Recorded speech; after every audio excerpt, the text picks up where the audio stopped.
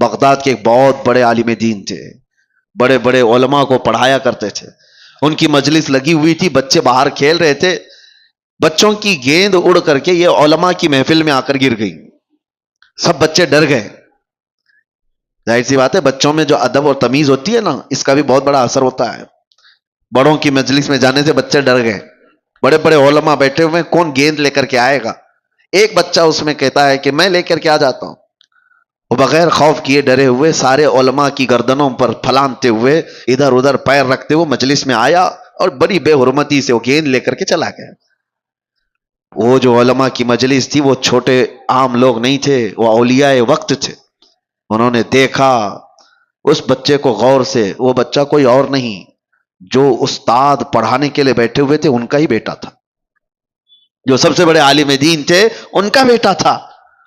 سب کی گردنیں جھک گئیں کہ اس بڑے گھر کا بچہ ایسی کیسی حرکت کر سکتا ہے. وہ جو بزرگ تھے وہ سر جھکا لیتے ہیں، کہتے ہیں اس کا قصور نہیں. بات در حقیقت یہ ہے کہ جب ہماری شادی ہوئی اور ہم گھر آئے تو ہم 3 دن سے فاقہ میں تھے، گھر میں کھانے کو کوئی چیز نہیں تھی. میں اور میری بیوی فاقہ کر رہے تھے. تیسرے دن ہمارے پڑوس سے ایک بھنے ہوئے گوشت کی تھالی آئی، بہت عمدہ غذا ہمارے پاس تحفے میں آئی.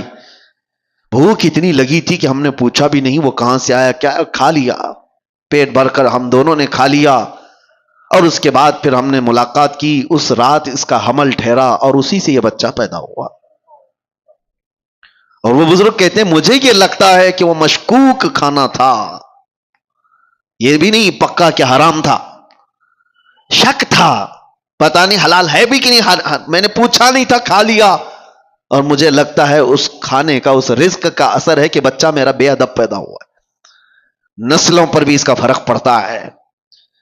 وہ اولاد جو آج بہن اور ماں میں فرق نہیں محسوس کر پا رہی ہے، تو آپ سوچو کہ کہیں یہ حلال ہے کہ نہیں ہے. یہ بچے حلال طریقے سے پیدا ہوئے ہیں کہ نہیں پیدا ہوئے. جو حلال نسل ہوتی ہے اس کے اندر ادب و تمیز لحاظ ہوا کرتا ہے. بچوں کو پہلے ایسی پرکھا جاتا تھا، خاندان کون سا ہے یہ بھی بچوں کے اخلاق و آداب سے سمجھ میں آتا تھا، بچوں کے بولنے کے انداز سے سمجھ میں آتا تھا کہ خاندانی ہے یا نہیں ہے. آج وہ ساری چیزیں ختم ہو گئی، سارے کے سارے ویسے ہی ہیں. بات کرو تو گالی کے لہجے سے بات کرو. چھوٹے چھوٹے سے بچوں کو سنا ہے کہ ماں بہنوں کی گالیاں دیتے ہیں. یہ کہاں سے ان کے اندر یہ چیزیں آئیں؟ ماں باپ سے میں کہتا ہوں آپ بھی اپنے رزق کا تھوڑا احتساب کرو، جائزہ لو کہ حلال طریقے سے کھا کر بچے پیدا کیے یا پھر اسی طرح حرام رزق پر.